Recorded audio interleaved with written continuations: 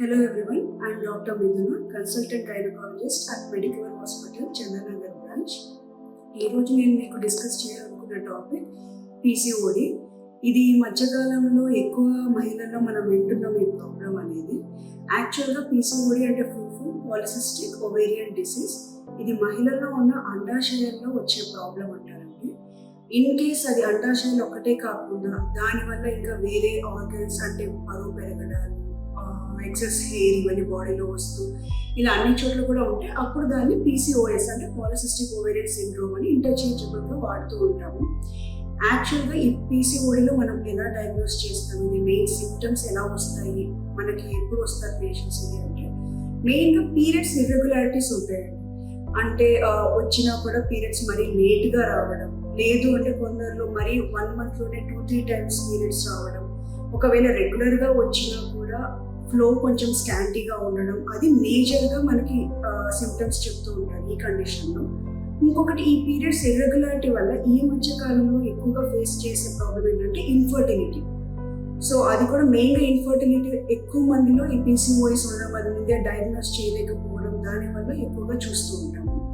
And another major science ఏం చూపిస్తుంటారంటే male pattern hair growth ఒకటి చూస్తూ ఉంటాము.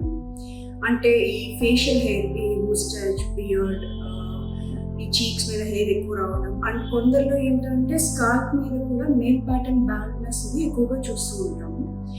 అండ్ ఈ సిమ్టమ్స్తో ఒకవేళ వాళ్ళు మన దగ్గరికి వస్తే డయాగ్నోసిస్లో మనకి పీసీఓడి అని కన్ఫర్మ్ చేసుకునేదానికి అయితే ఫస్ట్ అల్ట్రాసౌండ్ స్కాన్ పంపిస్తాం. స్కాన్లో ఈ పీసీఓడిలో టిపికల్ ప్యాటర్న్ ఉంటుంది, నెక్లెస్ ప్యాటర్న్ అనేది.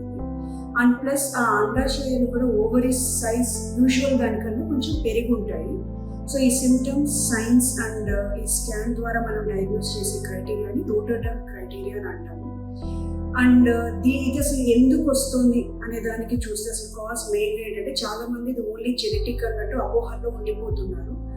Genetic also yes plays a role, but genetics are not the only cause for this thing. ఎందుకంటే ప్రీవియస్ జనరేషన్స్లో మనం ఇవి అంత ఎక్కువగా చూడట్లేదు. Maybe because of the life style pattern, diet ఇవన్నీ చాలా డిఫరెంట్గా ఉన్నాయి. అండ్ రీసెంట్ టైమ్స్ ఏంటంటే లైఫ్ స్టైల్ చేంజెస్ సెడెంటరీగా ఎక్కువ అయిపోతున్నాయి. అండ్ స్ట్రెస్, ఇది ఫుడ్ హ్యాబిట్స్ ఇవన్నీ మారిపోతున్నాయి. So all together along with genetics కూడా. ఎందుకంటే కొన్నిట్లో ఏంటంటే కొందరిలో జీన్స్ సప్రెస్ అయి ఉంటాయి because of their immunity and food habits. వీళ్ళలో ఇప్పుడు వచ్చే జనరేషన్స్లో ఎక్కువ ఎక్స్ప్రెస్ అవుతున్నాయి. So that plays a major role. And యాక్చువల్గా అసలు ఏమవుతుంది, ఎందుకు ఈ ప్రాబ్లం వస్తుంది ఇది అంటే మెకానిజమ్స్కి వెళ్తే ఇన్సులిన్ బాడీలో ఉండేదానికన్నా ఎక్కువగా ఉత్పత్తి అవ్వడం, అది ఇన్సులిన్ రెసిస్టెన్స్గా అయిపోయి బాడీలో ఎక్కువగా హైపర్ ఇన్సులిన్ స్టేట్కి వెళ్ళిపోతుందండి ఈ కండిషన్లో. సో ఆ హైపర్ ఇన్సులిన్ స్టేట్ వల్ల ఇన్సులిన్ ఓవరీస్ మీద ఎక్కువగా హార్మోన్స్ ప్రొడ్యూస్ చేయాలి అనే ప్రెషర్ వల్ల ఓవరీస్ నార్మల్గా ప్రొడ్యూస్ చేసే ఫీమేల్ హార్మోన్స్ కాకుండా మేల్ హార్మోన్స్ అనేవి ఎక్సెస్గా ప్రొడ్యూస్ చేసేస్తుంది. ఆ ఎక్సెస్ మేల్ హార్మోన్స్ వల్ల ఈ చేంజెస్ అన్ని మనం చూస్తూ ఉంటాము. అండ్ దీనికి ఇప్పుడు మెయిన్ స్టే ఆఫ్ ట్రీట్మెంట్ ఏంటి అని చాలా మంది వరీ అవుతున్నారు. యాక్చువల్గా మెయిన్గా ఈ టాబ్లెట్ వేసుకుంటే ఈ పీసీఓఎస్ కంప్లీట్గా వెళ్ళిపోతుంది అనేది అయితే ఎక్కడ ఉండదండి. మెయిన్గా మనకి రూట్ కాజ్ ఏంటో దాన్ని మనం అడ్రస్ చేయాలి. రూట్ కాజ్ మెయిన్గా పీసీఓడికి ఏంటంటే ఈ లైఫ్ స్టైల్ ప్యాటర్న్ చేంజెస్ వస్తుంది. ఈ మధ్యకాలంలో ఎక్కువ సెడెంటరీ లైఫ్ ఎక్కువ అయిపోతుంది. రెగ్యులర్గా బాడీకి ఎక్సర్సైజ్ ఉండట్లేదు చాలా మందిలో.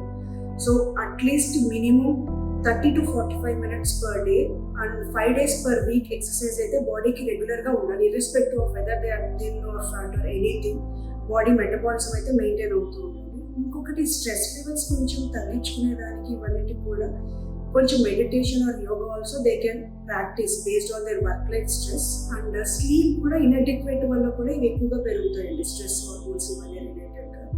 So minimum 7 to 8 hours sleep, adequate sleep for a healthy women. So అదొకటి. ఇంకొకటి డయట్ ప్యాటర్న్, ఎక్కువగా junk foods, processed food and out side oil ఎక్కువగా ప్రాసెస్ చేసేవి ఇవన్నీ ఎక్కువగా తింటున్నారు. సో హెల్తీగా కొంచెం అవి అవాయిడ్ చేసేసి ఫ్రూట్స్ అండ్ వెజిటేబుల్స్ కొంచెం హెల్తీగా తింటే minimum 2 to 3 hours early dinner కూడా చేయాల్సి ఉంటుంది. So along with this, in case ఇవన్నీ చేస్తూ కూడా కొందరికి ఇంకా తగ్గట్లేదు అంటే then you can go for hormonal pills.